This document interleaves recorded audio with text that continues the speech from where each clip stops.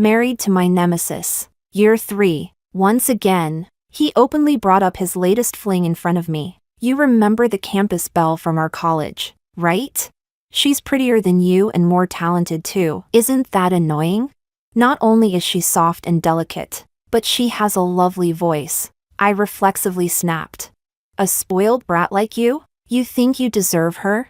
He grinned playfully, teasing me. What? You won't allow it? She threw herself into my arms and confessed last night. He watched me closely, expecting a reaction. In the past, this would have sparked a 3-day war between us. This time, I said nothing. I simply stood up and said calmly, in that case, let's divorce. Turns out I've found someone I like too. Chapter 1. The crescent moon hung in the sky, cold and detached. Its chill slowly devoured the warmth rising from the dinner plates. The smile froze on Bruno's lips. After a beat, he scoffed and slouched back into the sofa, long legs casually crossed. You're jealous, aren't you? If you made up a fake guy just to provoke me, it's a shame you lost. He leaned in close, staring into my eyes with mockery. Are those tears? Are you finally admitting you love me? If you beg me, maybe, just maybe, I'll reject her for you. My chest tightened. It was embarrassing to be exposed by someone who knew me too well. I turned my head away and shot back coldly. She dumped you and went abroad 3 years ago. Now she's back and you're following her around like a puppy, afraid no one knows you're her simp? Jessica. The name came out like a curse. His eyes turned ice cold, his voice full of warning. He slammed his glass on the table, the sharp sound slicing through the silence. Then suddenly, he chuckled, as if remembering something amusing. That same arrogant smile returned. And what about you? He sneered. My little plaything I once saved? He took a slow sip of wine, lifting his brow mockingly. My face turned pale. My heart felt as if it were being crushed in his grip. My knuckles turned white against the table. We knew each other too well, and we despised each other just as much. We knew exactly where to stab to hurt the most. I kept my face cold, biting out the words. So let's get divorced. You can go chase your white moonlight, and I'll go find my red mole. I won't be in your way. The laziness vanished from his body, replaced by fury. He stood abruptly, the chair screeching across the floor. His tall frame loomed over me. What did you say? Say it again. I inhaled slowly and met his gaze. Are you deaf? Or just stupid? Want me to recommend a doctor? I said we are getting divorced. Devor said. Did you hear that clearly? His eyes were bloodshot, chest heaving. You're all thorns, and only I can take it. If you're jealous, just admit it. Why is it so hard for you to bend a little? I felt a chill creep into my bones. I let out a cold laugh. You're overthinking it. I really do like someone else. Don't you remember?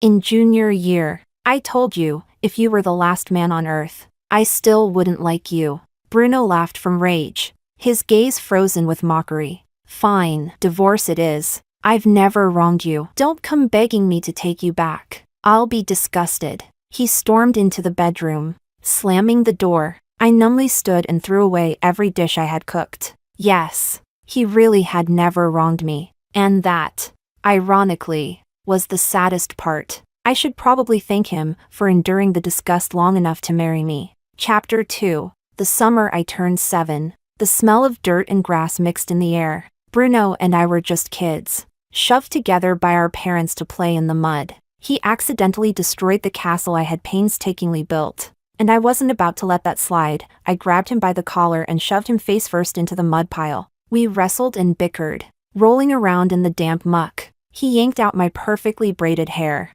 and I tore apart his custom-tailored dress shirt. At that age, girls matured faster, and I basically had him pinned and helpless. Ugly monster, mud freak, can't build castles, only destroy them, blah blah blah. He gritted his teeth, fists clenched. Crybaby, dumb pig. Next time, I'll beat you for sure. We fought like this all the way through childhood. By high school, he'd grown tall like a spring willow, jawline sharp and cold, leaning lazily against the hallway wall. He carried this air of aloof arrogance. I couldn't stand it. I stomped right on his foot. His carefully constructed pose collapsed instantly as he winced and hopped in pain. Clutching his foot, he glared at me while jumping around. What the hell? You ruined my moment. I crossed my arms, completely unfazed. What decent girl would fall for you anyway? Quit acting like Prince Charming, you're fooling yourself. Thanks to that one stomp, his first love fell through. He held a grudge and, when I wasn't looking, secretly squeezed wasabi into the chocolates I made for my senior crush. Scared him off too. We couldn't stand each other and made sure to ruin things whenever the other had a crush. Until junior year of college, when he fell for the department beauty, Fiona. He came to make peace for the first time in his life, squatting outside my dorm, pleading nonstop. Auntie, this time it's true love. Please, let me off the hook. If it works out, I'll do anything you say. It was the first time he'd ever bowed his head to me. I froze. Clutching the love letter in my hand, he noticed my expression shift, and slapped my shoulder with a cheeky grin. What's wrong? You falling for me now? Guess I still got it. Huh. When I didn't reply right away, his playful grin faltered. He pressed his hands together like he was praying. Wait, don't tell me it's true. Don't like me. Seriously. We're way too close. Just the thought of us in bed makes me want to puke. Even if you were naked in front of me, I wouldn't feel a thing. Then, as if horrified by his own thought, he shuddered dramatically and even pulled his hand off my shoulder in disgust. His words were like an ice pick, hacking through my heart, drawing blood with each strike. I lowered my eyes. When I looked up again, my face was full of scorn. Who said I like you? I'm not blind. Then who's this letter for? He asked, grinning wickedly as he leaned in close. His breath brushed my ear, ticklish. I swallowed hard and quickly answered. Ryan, the school hunk. Yeah, I like Ryan. He's way more handsome than you. I nodded firmly, like I was convincing myself the more I said it. Good. He let out a relieved chuckle. Your type's not mine anyway. Too stubborn, too sharp-tongued. I stiffened. Something bitter bubbled in my chest. I opened my mouth, eyes stinging with anger. I kicked him hard. I don't like you either. You're just some spoiled rich brat. Even if you were the last man on earth, I still wouldn't fall for you. All right, as long as you don't, we'll always be the perfect mortal enemies. He smiled, relaxed, letting me kick him as much as I wanted. Ow, still so violent, he muttered through a wince. While I wasn't paying attention, he snatched the now creased love letter from my hand. I'll give this to him for you. Consider it a thank you for not kicking me harder. Chapter 3. Everything changed 3 years ago. The real heiress, Miranda, was finally found, and it turned out I was the fake daughter. A mistake made by the hospital. Overnight, I buried my temper and learned to be obedient and agreeable. I just wanted to keep my place in the family. The day Miranda returned, Mom held my hand and said with a warm, heavy tone, Jessica, you're just getting a younger sister. Nothing else will change. I believed her. I tried hard to get along with Miranda, tried to make her happy. But one night, when I got up to use the bathroom, I overheard her clinging to Mom's arm, sweetly whining, Mom, my sister's had it good for so many years, it's only fair she gives back to the family now. Why not marry her off to some rich heir? I've suffered enough, and it hurts to see her living so well. I ran back to my room in a panic, too afraid to hear the rest. I curled up in bed, repeating to myself over and over, Mom wouldn't do that to me.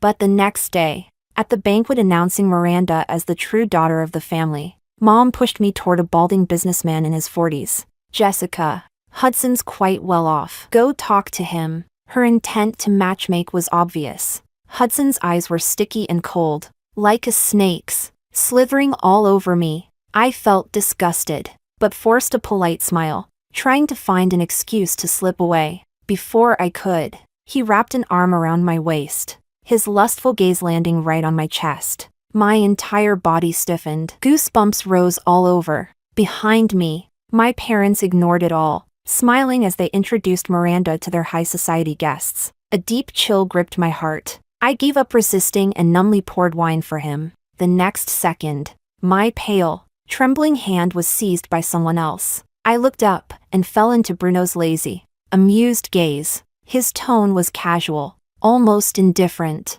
but full of authority. No need for that. Since your family wants a marriage alliance, I'll marry her. The room fell into silence. He gave Hudson a cold glance and pulled me into his arms. As he wrapped around me, he even sneered, "That fake business smile of yours is awful." That night, in front of both families, he promised long-term cooperation and swore never to let me down. I felt dazed. All I remembered was the subtle scent of lemon sea salt on him. Fresh, gentle, like spring water in a desert, cooling, healing, life-saving. After the banquet, under a dim yellow street lamp, he stood holding a cigarette glowing faintly at the tip. He looked down, expression unreadable in the shadows. I couldn't help but ask, "You're marrying me, what about the one you truly love?"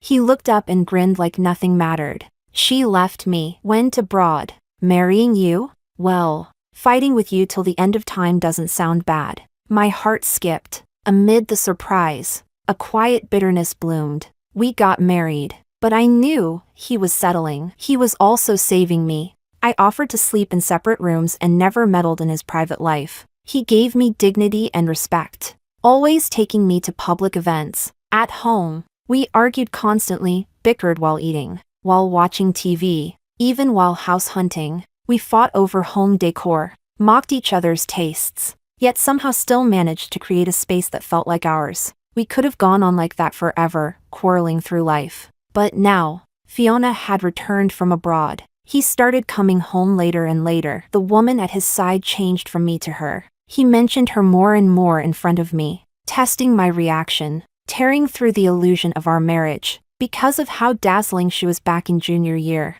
he waited for her 3 full years. He remembered every word she said, every preference she had. He spent a fortune bidding on an expensive sapphire, just to make her smile. He'd share her dreams and talents with me as if I were his best friend. There was no hiding how much he admired her. The night she left the country, he got drunk and collapsed at my feet, sobbing into a bottle. It's because I've seen what it looks like when he truly loves someone, that I now clearly understand how unloved I am. His warmth, nervous excitement, his tenderness, those are hers. His sarcasm, mockery, and cruelty, those are mine. I numbly cleared the last plate from the table. Spicy prawns, his favorite. Today, 3 years ago, we officially got married. It seems like I'm the only one who remembers. Maybe I never should have remembered in the first place. Now that things have fallen apart, walking away might be the only way to preserve some dignity. Chapter 4.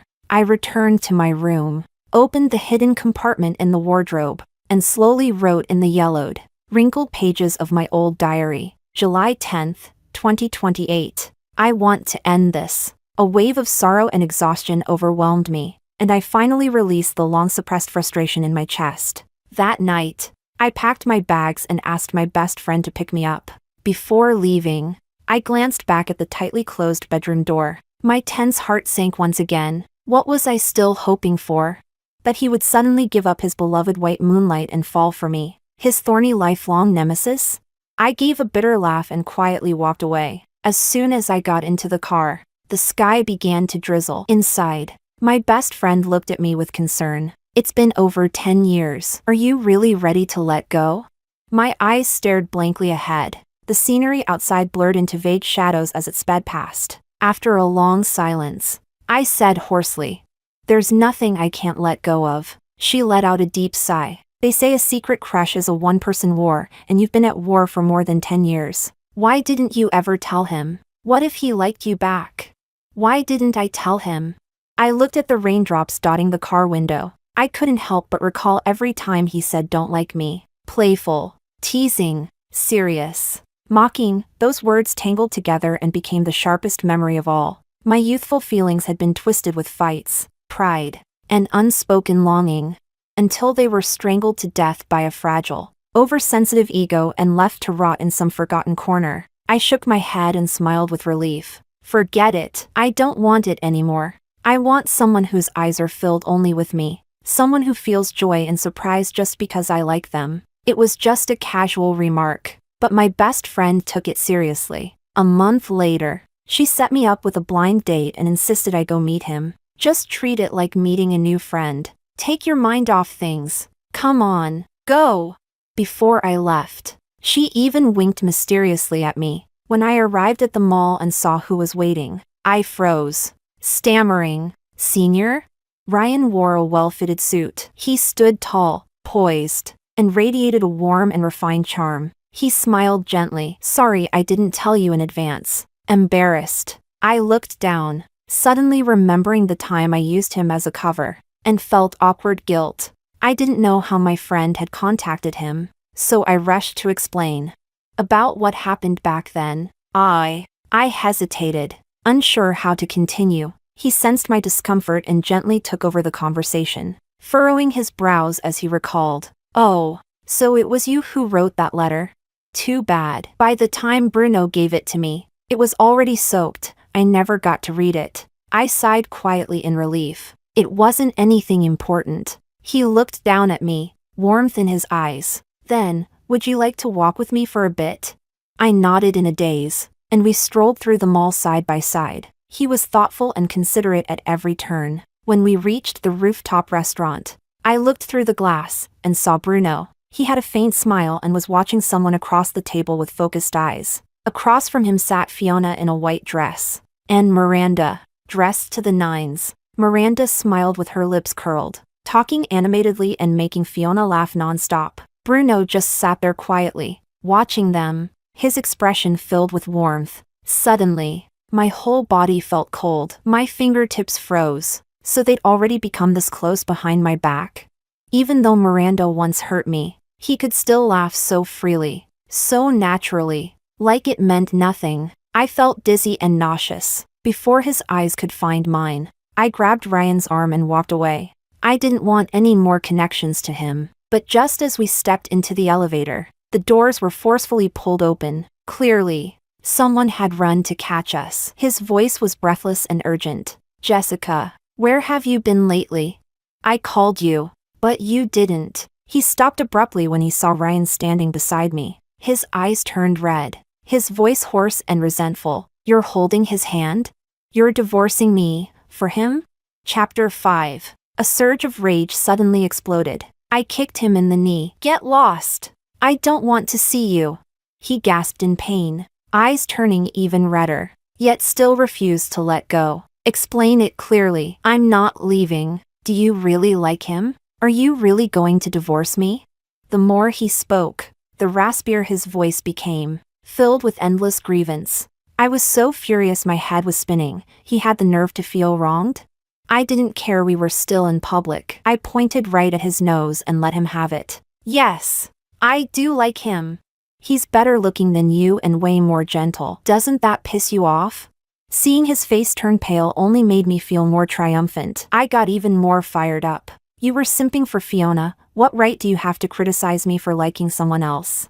You got the divorce papers ages ago, didn't you? Stop dragging your feet. Sign them and let's get this over with." "What? Are you gonna start simping for me now?" "Sorry, I don't need another dog." The more I yelled, the more fired up I got. "And you know exactly how Miranda treated me. Yet you stayed close to her. You pushed me to Hudson, told Mom and Dad I was jealous and scheming, accused me of stopping her from coming home, and even let her pour red wine on me in public. Do I have to repeat every single thing she did to me?" Being forced to reopen old wounds made my eyes burn red with rage. 3 years ago, when I married Bruno, I thought my parents would finally stop resenting me, but I never imagined Miranda's malice would run that deep. No matter how obvious the setup, my parents would always take her side, make me apologize, make me bow my head. After enough times, I stopped hoping or struggling. In 3 years of marriage, Bruno was the only one who stood behind me. No matter how much we argued, he always believed in me, understood me. He knew how much I had suffered. But just because Miranda was friends with Fiona, he chose to sit beside Miranda and listen to her laugh with tenderness. Even though I met him first, even though I've known him for over a decade, now he's chosen the opposite side. I wiped the tears at the corners of my eyes, calmed myself down, and said coldly, "All right. I've said my piece. You can get lost now." Bruno froze, and anxiously tried to explain, "There are some things between prestigious families that can't just be cut off." I shot him a cold look, not even bothering to expose his pathetic excuses. His eyes turned red. He reached out to grab me, visibly panicked. It's not like that. It's not what you think. Everything's gotten so messed up. Let me explain. I didn't want to hear a word. I pried his fingers off and shoved him out of the elevator with force, then slammed the button to make it leave. Chapter 6. Inside the elevator.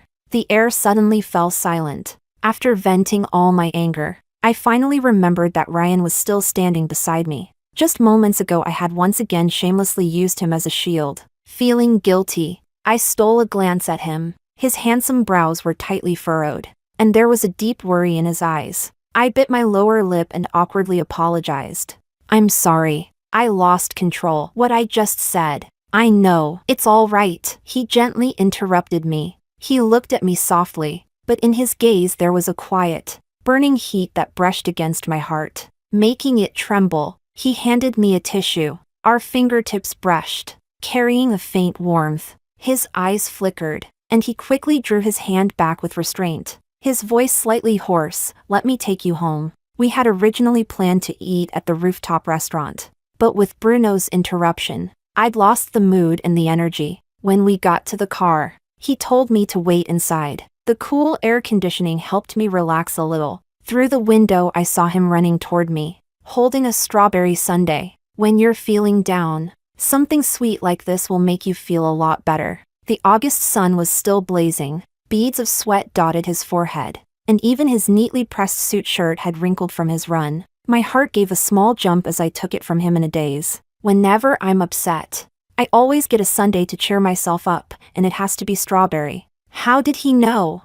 I thanked him, guessing my best friend must have betrayed my secret. Either way, I ate happily, and my mood lightened considerably. When we arrived home, his hands tightened slightly on the steering wheel. He drew in a barely perceptible deep breath, and his gentle, low voice carried a faint tremor. Jessica, I know saying this now might be a bit sudden, but I don't want to miss the chance to finally take you out on a date. My hand froze on the door handle, my heart tightening. He paused slightly, then continued slowly and earnestly. I'm running my own business now. I have some assets. I can protect the people and things I care about. I'm not a reckless man. My feelings for you are serious, and they're certain. I'm not good at sweet talk, but I can promise you this, if I can stand by your side. My eyes will always follow only you, and my time and energy will always lean toward you. A faint blush crept across his face. I'm saying this just to fight for a chance, for you to consider me as an option. That alone would be enough.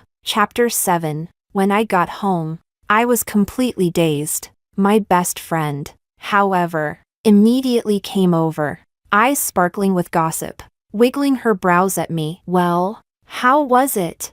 I struggled to answer. Just now, it felt like he confessed to me. Oh wow, this guy's good. Not for nothing he's been waiting for you for 4 years, my best friend said, cracking sunflower seeds and grinning from ear to ear. I froze completely, stunned. What? What 4 years? She blinked, even more shocked than I was. What? He didn't tell you?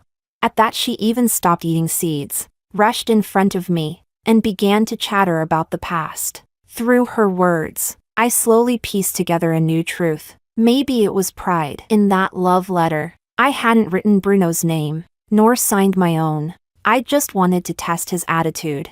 That way, if he rejected me, I could still claim it was someone else's letter. But in reality, that love letter had been handed directly to Ryan by Bruno, who told him plainly it was from me. Ryan had gone to the school lake at the time specified in the letter and waited all night for me. That was right when Miranda had been brought back home, and all kinds of things were crushing me. I was busy pleasing my sister, busy smiling at banquets. I'd asked my counselor for a long leave, and completely forgot about the love letter. In short, my best friend went on. He'd noticed you a long time ago, but he was probably insecure. Back then you were the hot socialite of Beijing's elite circles. He could only secretly like you. When he got your love letter, he was overjoyed. He waited all night in vain, only to find out you weren't even at school. Who would have thought this guy's feelings ran so deep?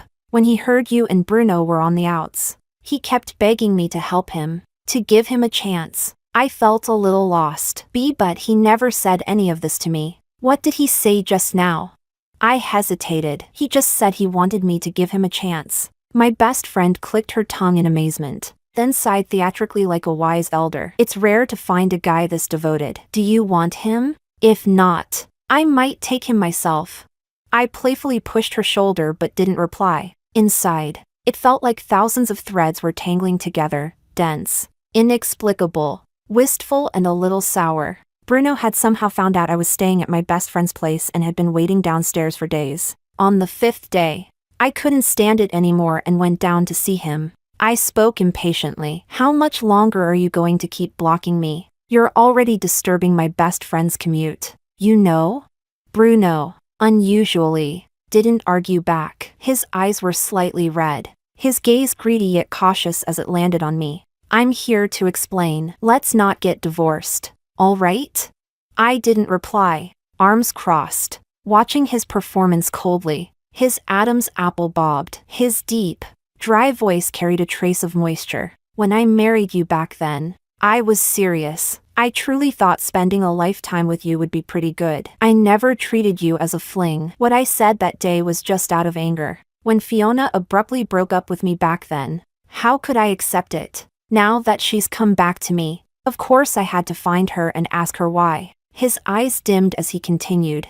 I only just found out she was seriously ill and went abroad for treatment. She didn't want to drag me down. That's why. That day you saw me with Fiona, I was actually planning to formally reject her confession, but she brought Miranda along, and I could only smile and go along. I let out a cold laugh, cutting him off with biting sarcasm. Wow, what a touching love story. I support you not rejecting her. Accept her confession. Reunite with your true love. Chapter 8. No, it's not true love. He shook his head frantically, his reddened eyes fixed on me. It's you. I was just unwilling to let go. That's all. And when I heard her confession, I didn't feel happy, only a twisted sense of satisfaction. It hit me too late. I didn't just decide to marry you to settle down. I actually fell in love with you. But we've been fighting for over 10 years. Trading barbs without thinking. I just. He blinked awkwardly, unable to go on. I stared at him coldly, suddenly feeling profoundly thankful for my decision to leave. Since you can't finish the sentence, let me do it for you. He looked up, panic flickering in his tear-rimmed eyes. I spoke slowly, evenly, without emotion. You've gotten used to confronting me, used to showing me your worst side. Used to throwing the ugliest words at me without restraint. You've gotten used to competing with me over everything, even over who fell in love first. You always had to win. Always had to make me bow my head first. When Fiona hurt you, you could run after her, lower your head, and demand answers for her. But when it's about me, the woman you claim to love, suddenly you can't lower your head? I know I'm no saint either. I've said plenty of harsh things to you. That's why people like us, with these combative personalities, are doomed not to be together. He completely panicked. The playful, mocking look he once had in his eyes was now full of pain. His voice was almost choked. I'm sorry, Jessica. I'm begging you. Give me another chance. Let's not divorce, all right? I'll court you all over again, okay? We don't have to fight like before. We can make it work. I sighed, feeling that the Bruno in front of me was a worn-out stranger. I spoke slowly. Do you even know me? He nodded earnestly. I do. That's why it's such a pity for us to separate like this. I shook my head, cutting him off. Looks like you still don't know me well enough. When Miranda instigated my parents to push me out, at first I was very sad. But when it happened over and over, I grew tired. I cut off 20+ years of family ties without hesitation. What's a 3-year sham marriage to me? If you really knew me, you wouldn't still be here begging. Sign the divorce papers. Let's not make it uglier than it already is. I didn't look at him again. I turned and went upstairs. That night I didn't know how late he stayed downstairs. All I knew was when my best friend came home from overtime at midnight, he was still there, eyes red, standing stubbornly. If he wanted to stand there, let him. I'd already made myself perfectly clear. In the days after, the downstairs finally became quiet. One day I received an invitation from Peking University, inviting me to attend my alma mater's centennial celebration. Ryan even called specially, testing the waters to invite me to go with him. I didn't refuse. The centennial celebration was a huge event. Even the oil painting I'd won a competition with back then was brought out for display. Ryan and I walked side by side through the alumni gallery. We finally stopped in front of my painting, a simple landscape of trees, flowers, a lake and white clouds. It had a very plain title, The Unnamed Lake of Peking University. In the lower right corner of the half-height canvas there was a touch of white. I pointed at it jokingly. When I painted this my sophomore year, there was this student who showed up at the lake at the exact same time every day. He always wore the same white shirt. I thought, why not just paint him in? Looking at it now, it actually works pretty well. Ryan nodded, his brows and eyes carrying a smile, with even a trace of relief mixed in. I froze for a moment. My best friend's words flashed through my mind, and I blurted out the question in my heart, is the person in the painting you? Chapter 9. Ryan froze. Then, under my astonished gaze, nodded. He hurriedly explained, I'm not a creep, and I'm not a stalker either. Seeing the way he stumbled over his explanation, I burst out laughing. I laughed until my body went soft. Half leaning on him, he steadied me helplessly yet indulgently. When I'd laughed enough, I straightened up, blinked, and teased him. I never said you were a creep. You're so eager to explain. Did you do something else shady? I already know you've had a crush on me. His face turned completely embarrassed, his ears flushing red as his lips moved but no words came out. A sudden jolt hit my heart. No way. Come on. Confess now and I'll go easy on you. Resist and it'll be worse. I only knew you were in the art department, so I used to study on the bench outside the studio just to see you. I remembered the university art exhibition and couldn't help asking. Then back when I was setting up the exhibition, was it you sneaking me meals every day? He paused, then nodded. Back then, with so many things piling up, I was run off my feet. By the time I was done, the cafeteria was always closed. But suddenly, starting one day, there was always a hot meal left at the exhibition hall door with my name on it. At the time I'd just had a fight with Bruno. I thought it was him trying to make up with me, delivering me dinner for a month straight. That night, Ryan and I sat on the grass at the school sports field, watching fireworks. Brilliant bursts lit up the sky. Amid the explosions, I asked him, why didn't you tell me about the love letter that day? It was my mistake. You waited a whole night for nothing. With the fireworks, his voice burst softly and tenderly in my ear. It's all right, honestly. Just being your shield already made me happy. Really. I didn't want the past to affect your judgment and choices. I just wanted you to see me based on who I am now. I turned to him. In the flickering light of the fireworks, I heard myself say, thank you. It must have been hard to love me in secret for so long. He paused, then smiled faintly, though his eyes still glistened with a touch of bitterness. I continued, but I think, maybe we really could give it a try. Those dark, deep eyes seemed to light up at once, spilling stars brighter than the fireworks. Ryan truly was a wonderful partner, calm, always smiling at me, attentive to my feelings, remembering my likes, warming my heart like gently heated water. After that date, he drove me home. Just as I got out of the car, an uninvited guest appeared. Bruno's eyes were bruised dark, his hair messy, his shirt wrinkled, so different from his usual composed, carefree manner. It seemed he'd been having a rough time. When he saw me, he stepped closer and held out a diary to me. His voice was hoarse, choked. You loved me for more than 10 years. Why didn't you tell me? I glanced at the yellowed, old notebook. Apparently in my rush I'd forgotten to take it and destroy it. And he'd found it. If I hadn't found your diary, were you planning to hide it from me for life? His eyes were bloodshot, brimming with grievance. That diary was full of 10 years of my hidden feelings and thoughts about him. I said faintly, it's over. There's nothing left to hide. He still wouldn't give up. All those years of feelings, you can just throw them away like that?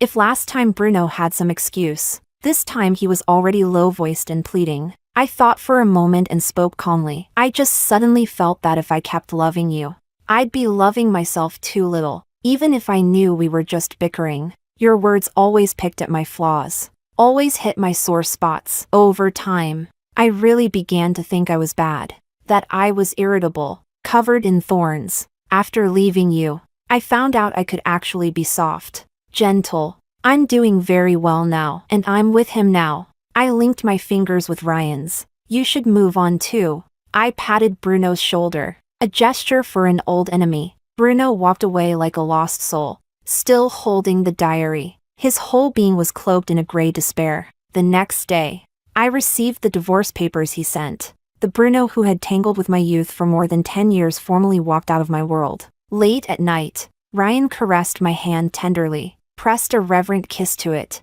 his eyes sparkling. Jessica, I'm so happy. Thank you for choosing me. The cold pond in my heart rippled with a warm current. But, he murmured, I'm also curious about your other side. My face flushed. The next second, his lips brushed mine lightly. Testing, slowly deepening.